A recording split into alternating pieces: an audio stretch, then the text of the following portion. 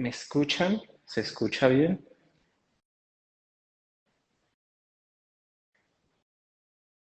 Hola, hola. Hola, hola.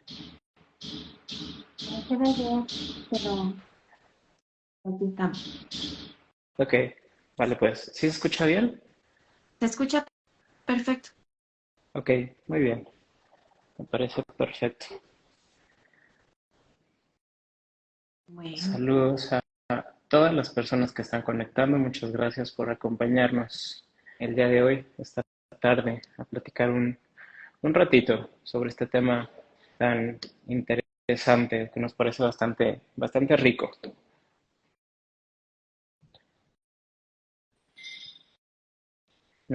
bueno. Nos vamos, Yo, nos vamos presentando, ¿te parece? vale, vale, vale. Mm, Adelante. Ok. Yo primero. Bueno, pues yo soy Diana Reguín, soy psicoterapeuta psicoanalítica, estudié en Centro Loya y estoy haciendo ahora una maestría en terapia familiar sistémica. eh, Atiendo pacientes desde hace ya muchos años y actualmente también estoy atendiendo parejas y familia y pues me encanta esta temática, ¿no? Es una temática que nos tomó por sorpresa en pandemia y ahora nos hemos vuelto de alguna manera expertos, ¿no? Entonces, bueno, creo que es muy oportuno y pertinente este tema.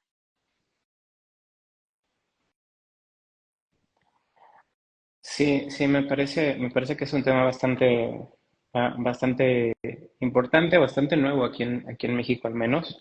Yo me presento, soy Said Morales, soy pedagogo, soy psicólogo, soy egresado de la UAM Xochimilco, estudié la maestría en el Centro de Leya, psicoterapia psicoanalítica, y estoy casi terminando el doctorado igual en el Centro de Leya, en la en clínica psicoanalítica.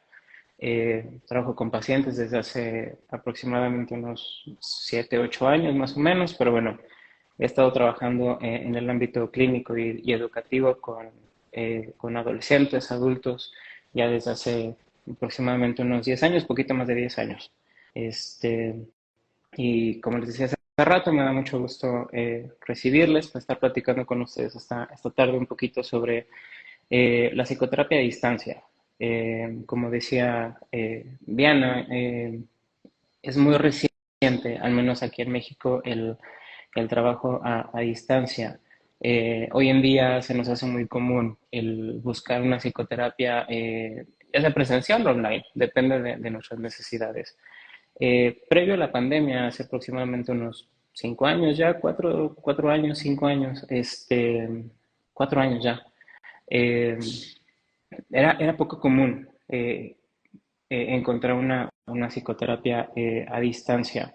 Era ir al consultorio de nuestro terapeuta, pero la pandemia nos vino a cambiar muchísimas cosas. Más allá el encierro, más allá del duelo por perder la interacción en físico con las personas, del duelo de perder a varias personas, nos abrió muchas posibilidades de conectarnos, por ejemplo, hoy ahorita, ¿no? O sea, que tengamos una plática a través de una red social, a través de un dispositivo, eso es algo que nos dio la oportunidad de la pandemia de agarrar estas herramientas y usarlas para reunirnos con personas, para acercarnos a las personas y a nosotros como terapeutas nos dio la oportunidad de seguir los tratamientos con nuestros pacientes, que era algo que obviamente no queremos perder y que creíamos que era sumamente importante seguir acompañando a nuestros pacientes y más en ese periodo de cambio tan complicado que fue para todas, para todos el inicio de la pandemia. Eh, Pareciera que eh, a pesar de ser una situación bastante, bastante reciente, eh, perdón, este, eh, el trabajo con pacientes ha sido desde hace muchísimo tiempo. Los primeros registros que tenemos de trabajo con pacientes a través de cartas Sigmund Freud, Melanie Klein, que son, digamos que de los dos psicoanalistas más importantes que tenemos. Ellos veían a sus pacientes a través de las cartas, trabajaban con ellos a distancia, debido a, obviamente, problemas complejos como es la guerra. Eh, También ya para los años 80, para los años 90, nos empezamos a enterar de otros psicoanalistas que también trabajaban con sus pacientes a través de cartas, a través de llamadas telefónicas, dependiendo de las circunstancias que existieran, ¿no? O porque sus pacientes iban a otros países, porque los pacientes tenían hospitalizaciones, pero el trabajo a distancia ha estado muy presente a través de la historia del psicoanálisis. Eh, Algo que vale la pena rescatar es la figura de Sigmund Freud y el cómo él trabajó con sus colegas durante muchísimo tiempo a través de cartas, ¿no? Entonces, podemos decir que él es uno de los principales precursores del trabajo a distancia, si me puedo atrever a mencionarlo así, ¿no? Trabajo con pacientes, trabajo con un intercambio académico, un intercambio intelectual a través de cartas, nos da el ejemplo de que la comunicación no se pierde, de que si hay un lenguaje, si hay una persona que habla y otra persona que lo recibe, se dan los vínculos, se dan tratamientos, se puede hacer un trabajo bastante enriquecedor, a pesar de que las dos personas no se encuentren en el mismo espacio físico. Eh, Justamente esa parte de no estar en el mismo espacio físico eh, es lo que a mí me llevó a pensar después de la pandemia, después de que empiezo a retomar pacientes en presencial. Me llamaba mucho la atención de que mis pacientes me mencionaban, eh, me decían, lo que platicamos aquí, lo que te comenté alguna vez aquí, lo que tú me dijiste aquí. Y me llamaba la atención que me dijeran aquí, porque ese aquí no era el consultorio, el aquí era ese espacio intangible, ese espacio que ya habíamos construido entre los dos, que nos conectaba más allá del consultorio, más allá del espacio físico. Y eso es lo que me llevó un poquito a pensar que el trabajo con los pacientes lo podemos dividir en dos. Por un lado está el espacio físico, que depende totalmente de nosotros como terapeutas, que es el consultorio, que es un espacio que nosotros tenemos que armar, un espacio adecuado, donde exista la privacidad, donde exista la comodidad suficiente para que el paciente pueda hablar, se pueda expresar de forma totalmente libre. Y la otra parte, que es el espacio, ese espacio intangible, ese espacio que nosotros teóricamente lo conocemos como el vínculo psicoanalítico, la alianza terapéutica, es un espacio que se construye de inconsciente a inconsciente entre paciente y terapeuta. Se construye entre los dos, con la disposición de ambas partes en iniciar un tratamiento, en sostener el tratamiento, en concluir el tratamiento y se construye también a partir de lo que el paciente va hablando, a través de la asociación libre, a través de lo que nos va contando, a través de ir hablando sus historias, hablando sus sueños, hablando todas las ideas que se le vengan a la mente y toda nuestra disposición de escucharles, de recibirles, de darles este intercambio de ideas a través de nosotros, la interpretación. Entonces, esa parte. Ahí que cuando hablas de ese espacio, y me ha pasado también a mí, que, bueno, yo propongo esa idea con mis pacientes de hablar de ese espacio eh, entre el paciente y yo. Pero también me viene a la mente pensar en el espacio potencial que planteaba Winnicott cuando veía a los niños jugar, donde se daba cuenta que había un espacio, que el niño generaba un espacio entre su mente y el exterior, en donde había parte de su imaginación y parte del juego, estaba ese espacio potencial en donde el niño comenzaba a poner parte de su mente en el juego. Entonces creo que es un fenómeno muy similar a lo que explicaba Winnicott, en donde el paciente pone parte de su mente para ponerlo ahí sobre la sesión y que ambos, terapeuta y paciente, puedan estar ahí haciendo uso de ese espacio mental también compartido, que, que Winnicott lo describió a partir del juego de los niños, ¿no? Creo que también lo podemos comparar. Sí, sí, justo, justo, justo. Y ahorita mientras te escuchaba pensaba que sin ese espacio, sin la construcción de ese espacio mental compartido, como lo decías, no hay tratamiento.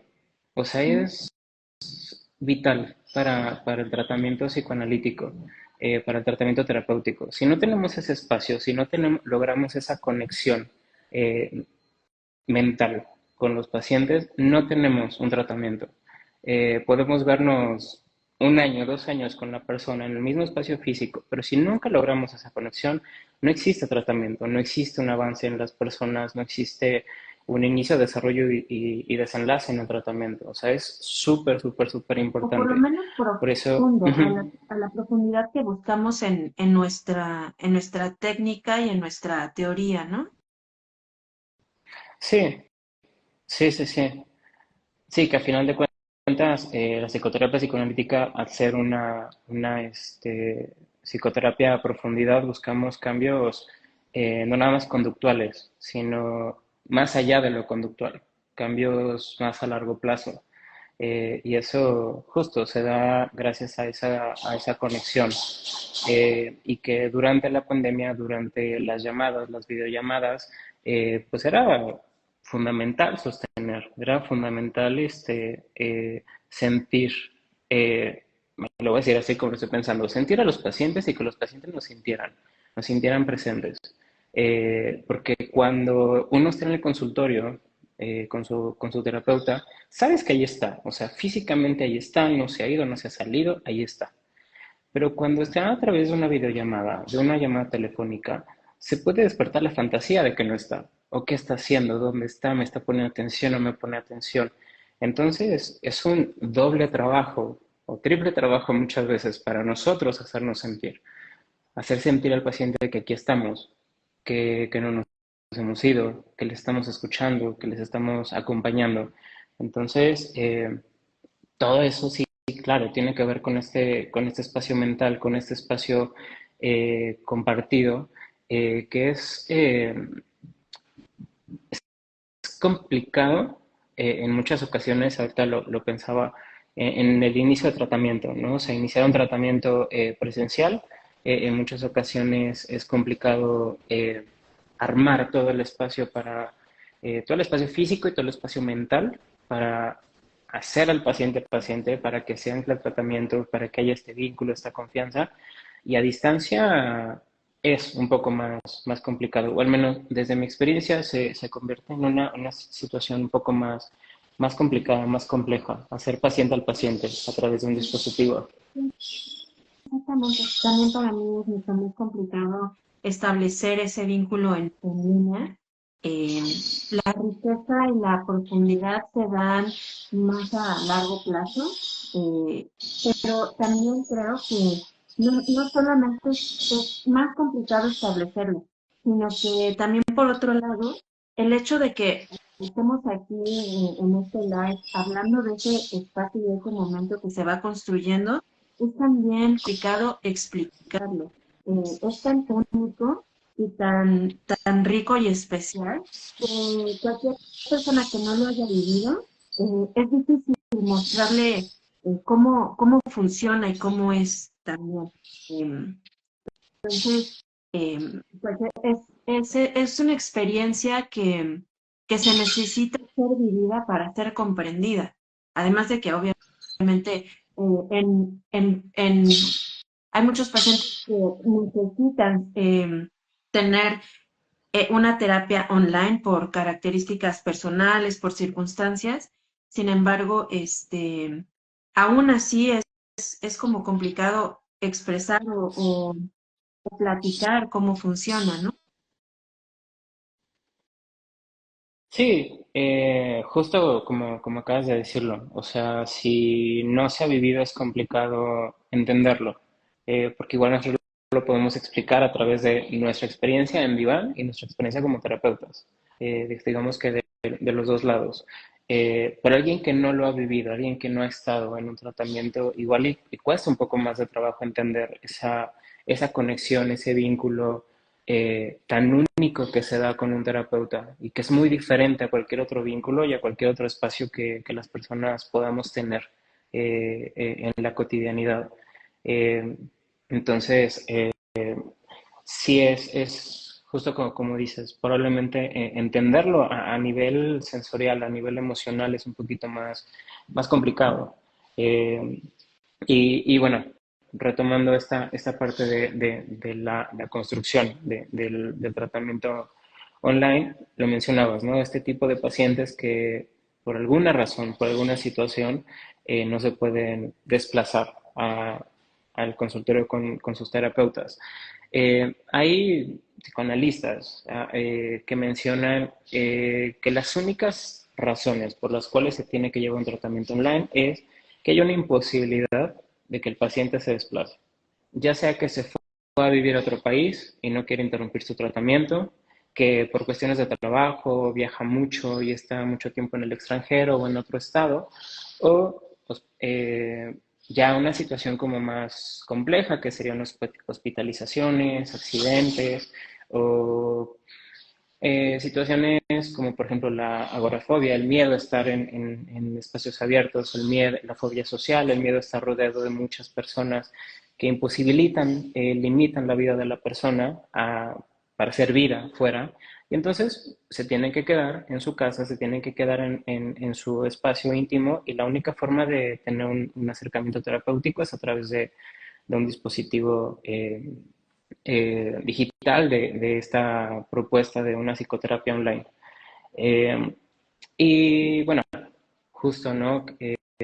Pensando un poco en experiencias personales con mis pacientes, pacientes que por cuestiones de trabajo viajan al extranjero, tengo un paciente que se fue a vivir a otro país por cuestiones de trabajo, no quiso dejar el tratamiento, quiso continuarlo y seguimos trabajando a distancia. Una paciente que por cuestiones personales, familiares y de trabajo va y viene a su estado de origen y regresa a la ciudad.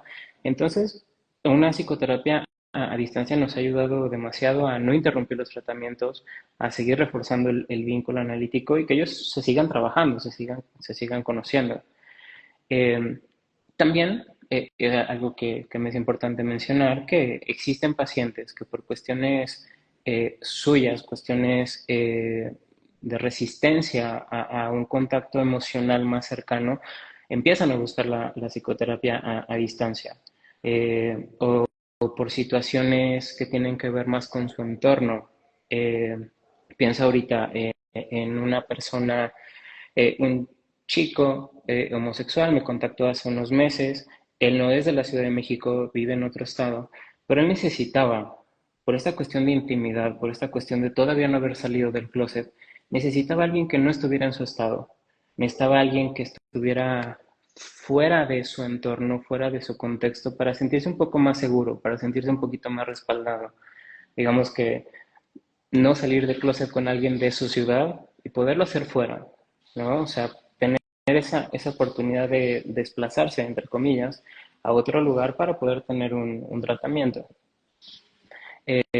Están también las personas que viven en Pero el extranjero. en este ejemplo que pones ahí, también la diferencia que hace nuestro estilo de terapia o nuestro enfoque psicoanalítico es que cualquier otro enfoque no analizaría ni tomaría como parte del tratamiento la relevancia que tiene.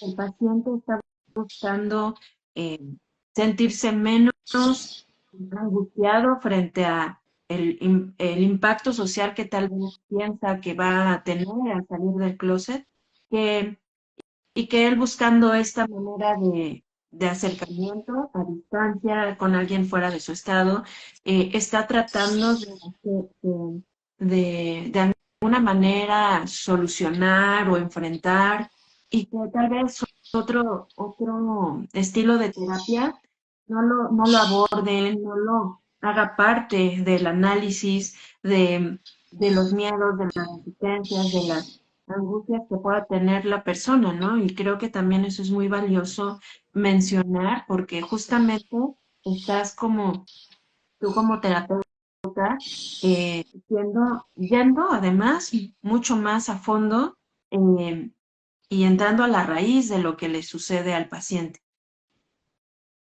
Sí, te escuchaba y pensaba en lo que me llegaron a decir mis profesores, mis supervisoras. Todo es interpretable. Entrando al consultorio, todo es interpretable. Desde que si dijo, no dijo, si movió, si no movió, todo es interpretable. ¿Y por qué?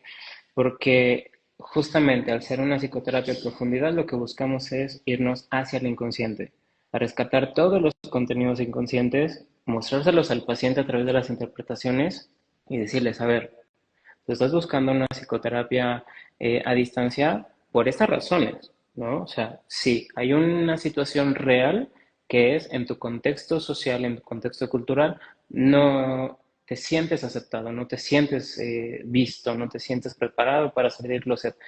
Pero hay otras situaciones que son las que te están también un poco limitando, un poquito te, te generan esta resistencia a decir, no, a ver, me quedo, me guardo, me sigo guardando, ¿no? O sea, en apariencia estoy afuera, pero me sigo guardando.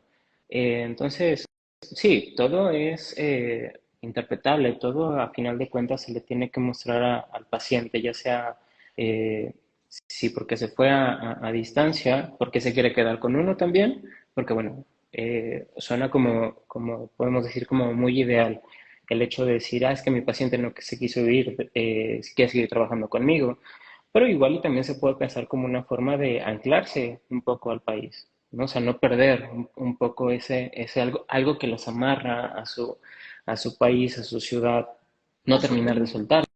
Ujú. Sí, claro, no terminar de soltarse, que bueno, también es bien importante. Cuando uno se va, cuando uno se muda de casa, de ciudad, de colonia, de lo que quieras, es importante soltarse, es siempre importante aprender a decir, ok, bueno, a ver, me separo, porque las separaciones son complicadas, las separaciones duelen, en muchas ocasiones para evitar un poco el dolor de la separación, bueno, buscamos anclarnos un poquito a algo.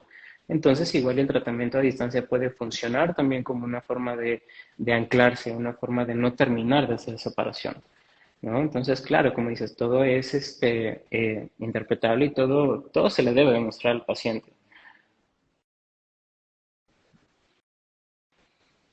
Claro, cuando es muy diferente pensar a un paciente cuando quiere tomar en línea por comodidad, porque no se quiere trasladar, porque siente que así va a tener más confianza de hablar, tal vez estar en persona con el terapeuta le genera ansiedad. em, es muy oportuno tener muy en cuenta por qué motivos está solicitando particularmente en línea el paciente.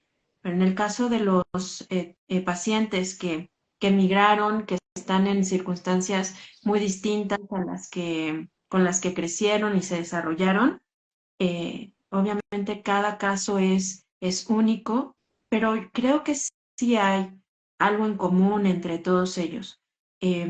Migrar es sumamente complejo, lleva muchas veces a que las personas se sientan muy ajenas, simplemente comunicarse no les es tan sencillo.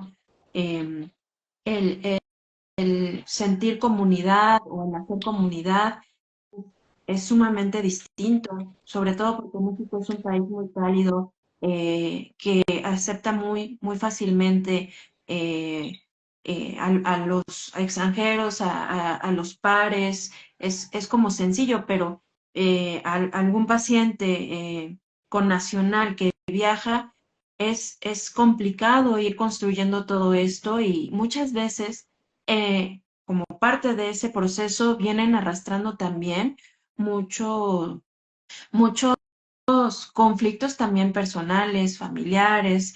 eh, internamente que les complica la situación, ¿no? Entonces, el que nosotros podamos acompañarlos, darles ese elemento que están buscando por medio de un proceso terapéutico, me parece que también es muy, muy bueno para ellos, muy enriquecedor, es muy terapéutico y y que también más allá, bueno, de desprenderse, creo que también es complicado para ellos y ayudarlos en ese proceso, pues es también como parte de nuestro trabajo, ¿no?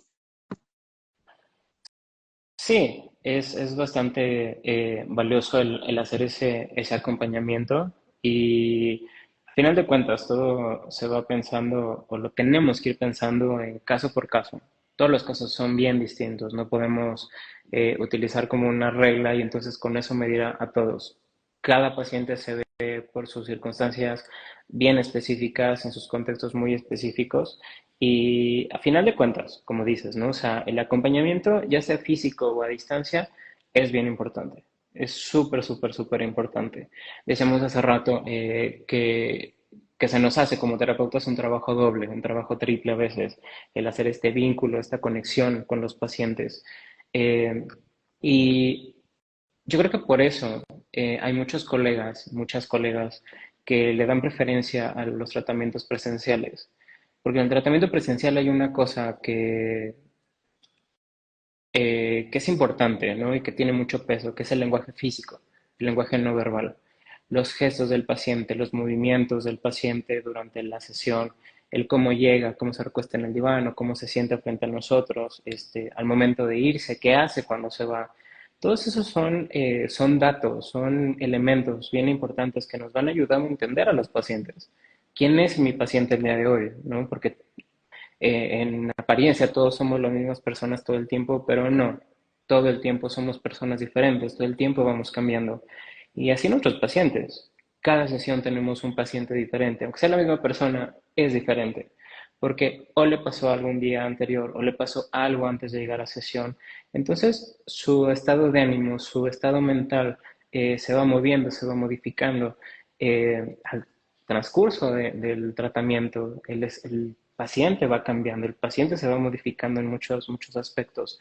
Entonces, sí, digamos que hay un punto en la cuestión de tener al paciente en presencial, que su lenguaje corporal nos da muchísimos elementos para trabajar con él, lo cual no se da en un tratamiento a distancia. En un tratamiento a distancia o contestamos la llamada o prendemos la videollamada, apagamos la cámara, o a veces no apagamos la cámara, depende el paciente, pero hay muchas cosas que no se ven, ¿no?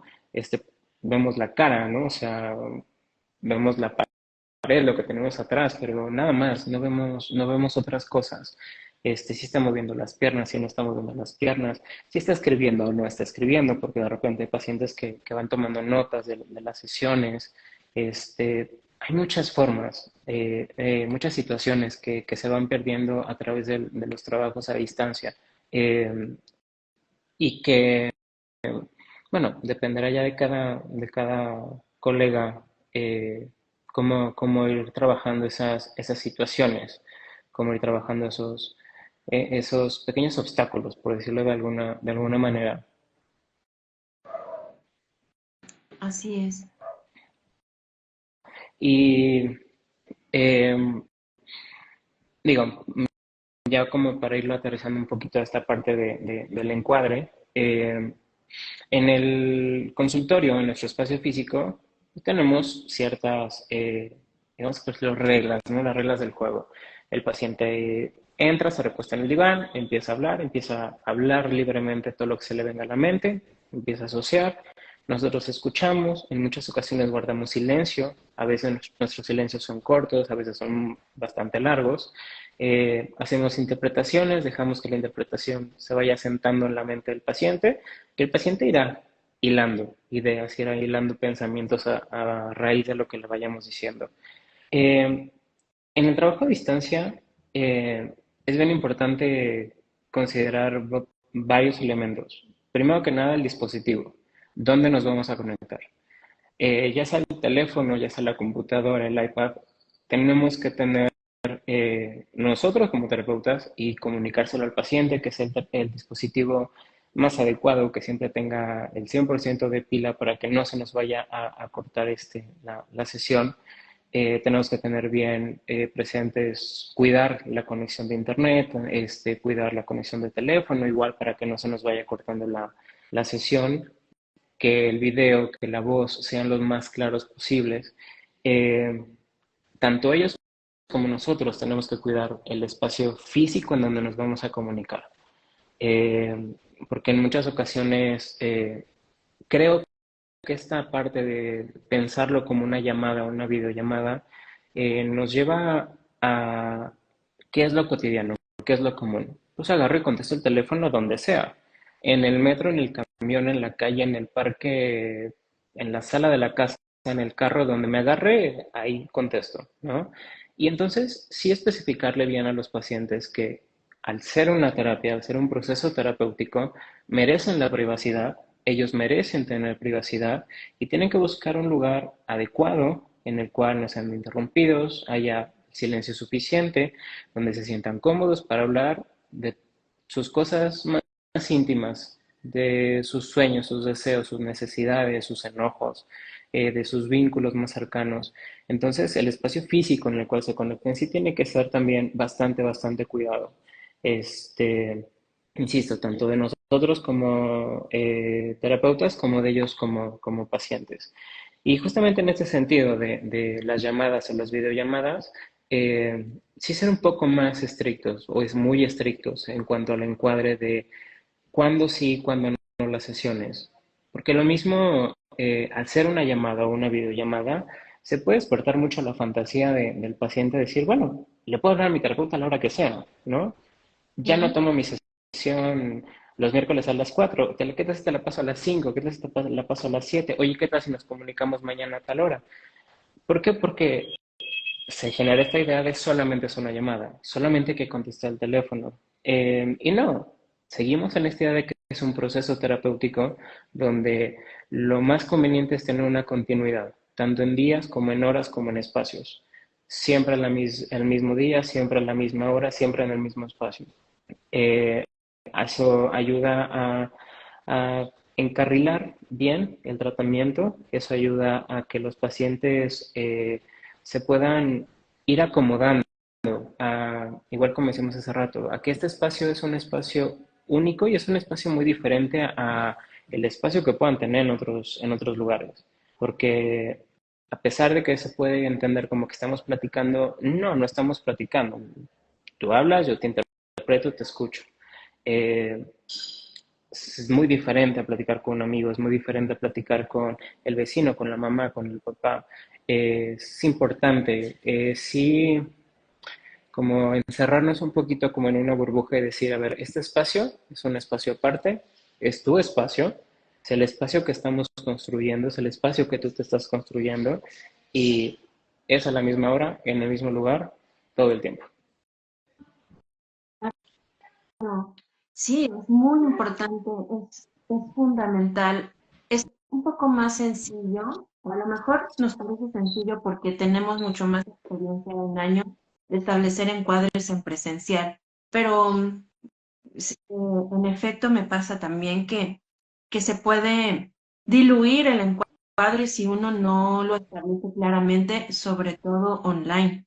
Eh, También creo que es muy importante estar muy atentos el por qué el paciente trata de modificar ese encuadre, ya sea presencial o online, pero tratarle de hablarle al paciente de lo que él me muestra cuando trata de cambiar los días, de cambiar las horas o de faltar porque piensa que como uno no se va a desplazar para verlo, no nos va a perjudicar, que puede, claro, si pago, y si yo te pago y no voy, pues no pasa nada, porque tú ni siquiera tuviste que moverte, ¿no? Y ese tipo de, de pensamiento que puede circular en el paciente, en donde le podemos explicar cómo es que está funcionando su relación con nosotros y en qué lugar nos está posicionando cuando él piensa que lo puede manejar así, ¿no? Y bueno, ahorita podría decir muchas cosas, pero obviamente sin una situación real, pues solamente sería como divagar un poco. Pero también es fundamental que podamos mostrarle al paciente por qué termina rompiendo el encuadre, aún siendo online. Es fundamental que lo hagamos.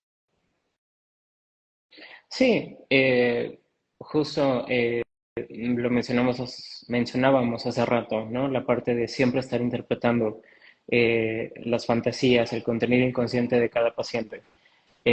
Porque sí, se pueden despertar muchas fantasías. Eh, Pensaba en un paciente durante la pandemia, siempre me preguntaba que dónde estaba. Y era lo primero con lo que abría la sesión. ¿Dónde estás? Estás en tu casa, es tu departamento, vives con tus papás, ¿qué haces? ¿No? Pero es tu sala, pero es tu comedor, ¿y qué tal si es tu cuarto? ¿Y si es el estudio? ¿Por qué esa pared no es la del consultorio?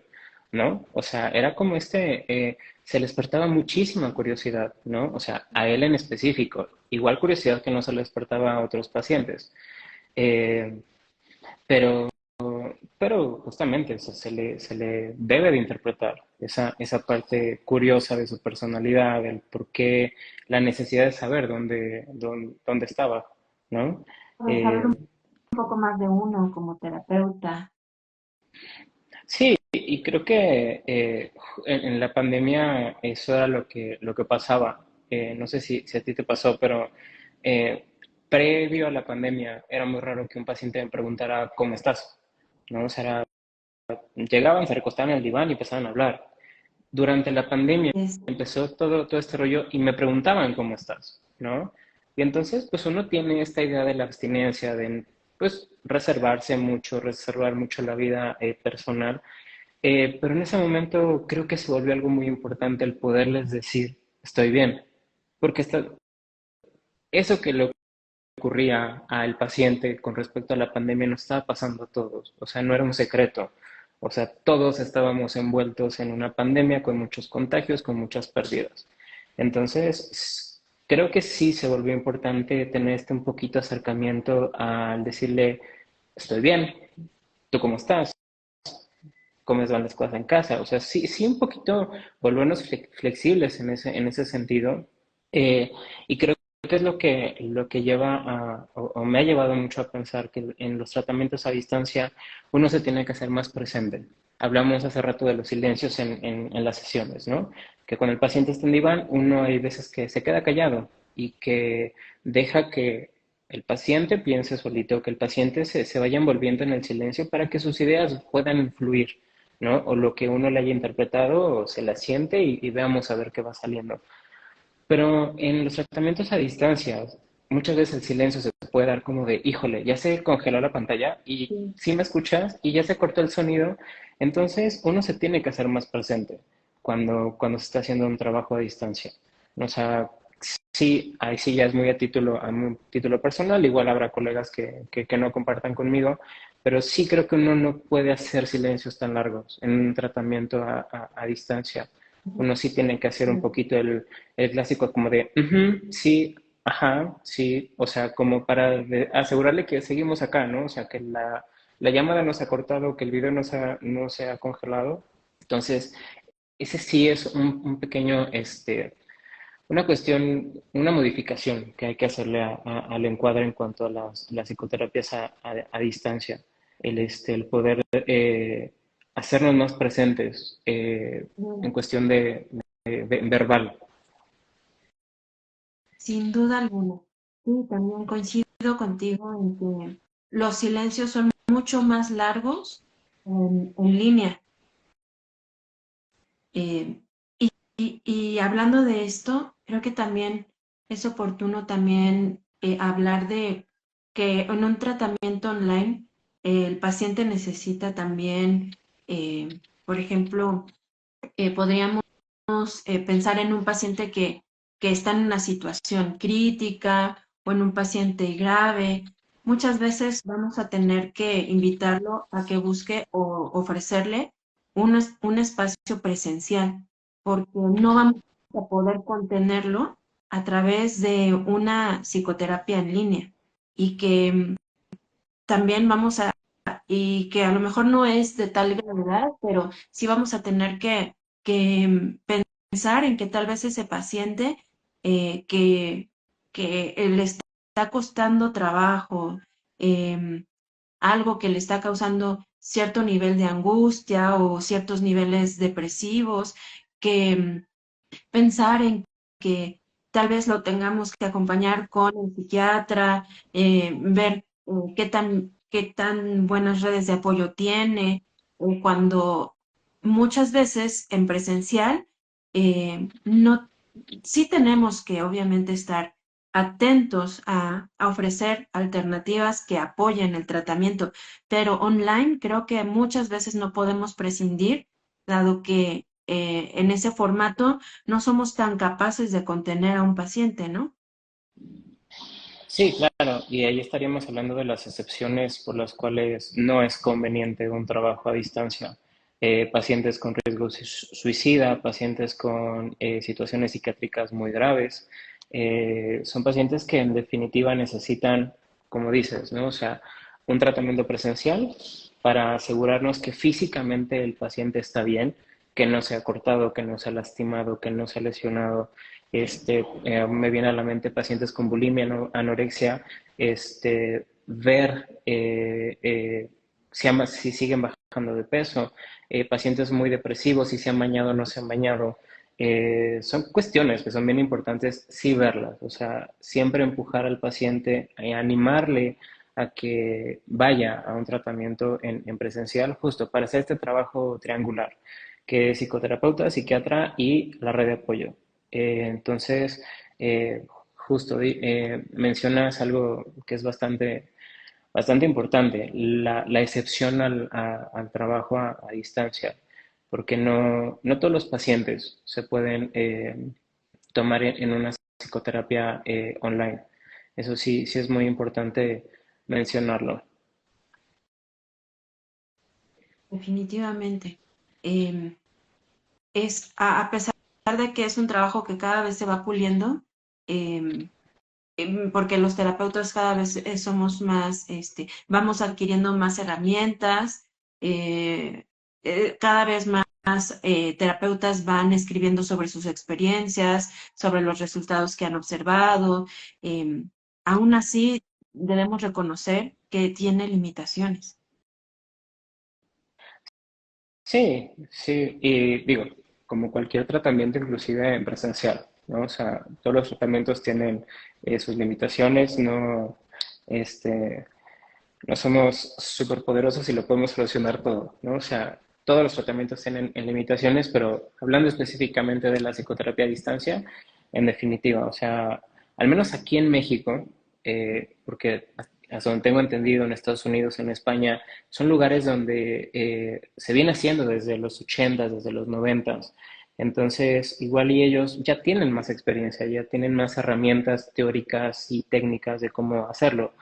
Al menos aquí en México todavía estamos, algunos grupos todavía están un poquito resistentes a dar este brinco, resistentes a decir, no, es que eso no es psicoanálisis, eso no es psicoterapia psicoanalítica, eh, pero es empezarnos darnos el permiso de ser flexibles, darnos el permiso de empezar a experimentar con esto, empezar a involucrarnos en estas las nuevas tecnologías, estas formas de acercarnos a las personas y justo empezar a escribir, empezar a aterrizar ideas, empezar a teorizar, porque sí, sí es importante. Y más porque vivimos ya en una era donde la tecnología, digo, ya nos ha rebasado en muchos aspectos, entonces sí es bien importante el que nos vayamos animando a hacerlo un poquito más. Empecemos a teorizar, empecemos a, a descubrir qué más nos puede aportar este nuevo modo de trabajo. Así es. Bueno, pues nadie nos ha preguntado nada. Sí, creo que no. Si alguien tiene una pregunta, digo, es que también no sé cómo. hablando de nuevas tecnologías y de acostumbrarnos a nuevas tecnologías, no sé cómo se checan los comentarios aquí, pero digo, pueden escribirnos si tienen alguna duda, algún comentario, para ir platicando un poquito de lo que ustedes eh, estén pensando, vayan pensando. De todas maneras, bueno, agradecerles mucho a las personas que se han conectado. Gracias por acompañarnos en en este espacio y que esperemos en el futuro haya muchos más. Aquí nos preguntan qué tipo de terapias se pueden prestar más o menos a las sesiones en línea. Em, en cuanto a tipo de terapia, em, yo pienso que la que es un poco más como más especial sería la psicoanalítica. Todas las demás creo que no encuentran mayor obstáculo porque trabajan diferentes dimensiones, ¿no? Que nosotros tal vez cuidamos mucho más, como la parte de la transferencia, eh, observar cómo se manifiesta en la corporalidad del paciente, en muchas expresiones de la mente. Eso es meramente psicoanalítico. Entonces yo diría que más bien el tipo de paciente, o bueno, me viene también a la mente las terapias familiares, en donde tal vez no se puede observar a toda la familia vía remota y si sea necesario para una calidad de tratamiento, una terapia presencial. A lo mejor si hay niños muy pequeños, eh, sea mejor buscar un espacio físico para dar una mejor atención en el caso de terapias familiares. Pero me viene a la mente estos casos, no sé tú qué pienses ahí. Eh, Pensaba en la corriente cognitivo-conductual, eh, porque hasta donde tengo entendido ellos no nada más es lo que la persona va hablando, sino también se fijan mucho en el lenguaje corporal. Entonces no sé si ellos también hayan tenido como ciertas limitantes en este tipo de terapia y pienso en el trabajo con infancias. O sea, creo que el trabajo con infancias a distancia es complicado, bastante complicado, porque en el consultorio uno tiene la oportunidad de irlos centrando en el encuadre, centrándolos en el trabajo, y a distancia se puede perder mucho. El niño ya se dispersó, de repente ya se salió porque fue por el juguetito que dejó en la sala o de repente nos enteramos que mamá estaba parada al lado de la computadora escuchando. Entonces, se puede dar como muchas complicaciones en el trabajo con las infancias. No digo que no se pueda dar o no se pueda llevar, pero sí creo que lo hace un poco más complejo, justo como dice Diana, o sea, siempre buscar que lleven un trabajo en presencial. Claro. Y aquí nos pregunta Dulce María, muchas gracias Dulce, ¿qué es lo más importante en el psicoanálisis? ¿Qué es lo más importante en el Diría que como... psicoanálisis? Ujú. Perdón, no No, es que se repite la pregunta. pregunta porque me... Ajá. Dice Dulce María que ¿qué es lo más importante en el psicoanálisis? Pregunta. Em, Híjole, para mí sería el lenguaje. El lenguaje siento que es lo primordial en el psicoanálisis, porque es a través de las palabras que uno va descubriendo el mundo interno de las personas, el inconsciente de las personas. Muchas veces creemos que uno habla porque sí, porque uno va hablando y hablando y hablando y hablando y no tiene importancia, no tienen tanto peso las palabras, pero cada palabra que vamos usando siempre tiene un peso, siempre tiene un significado, siempre tiene un porqué y un para qué. Entonces, para mí yo creo que la palabra, y justo creo que tiene mucho que ver con el tema que estamos platicando ahorita, ¿no? Que la psicoterapia a distancia, no veo físicamente al paciente, no veo si mueve o no mueve las piernas, pero lo estoy escuchando. Puedo desarrollar esa sensibilidad necesaria para saber si está llorando, si no está llorando, si se está riendo, si no se está riendo, y centrarme totalmente en su discurso, totalmente en su discurso, y de ahí sacar y de ahí escarbarle y devolverle lo que sea necesario. Sí, y justamente en esa devolución, en esa escucha, se da la relación transferencial, que en otras palabras es el vínculo terapeuta. Eh, y bueno, de ahí viene el nombre, ¿no? De este proyecto en el que estamos, vínculo psicoanalítico, que es lo esencial y lo más importante del psicoanálisis, es eso, ese vínculo, esa, esa relación que se da, no nada más se presta para hablarlo de sesión a sesión, sino que ese intercambio del lenguaje va consolidando una relación eh, que va más allá de que forma un espacio aparte, como justamente comenzamos en la vida del paciente, y que eso hace la gran diferencia para que él descubra nuevas formas de vincularse y que aprenda desde allí eh, lo que le enriquece, el cuidado del otro, por ejemplo, cómo empezamos a ver que el paciente nos preguntaba cómo estamos, eh, que se preocupa por nosotros, eh, que quiere saber si estamos ahora en un lugar, si estamos ahora en otro, que él va también generando un acercamiento emocional y que desde allí, desde ahí el psicoanálisis inyecta nuevas formas de, de, de trabajo analítico.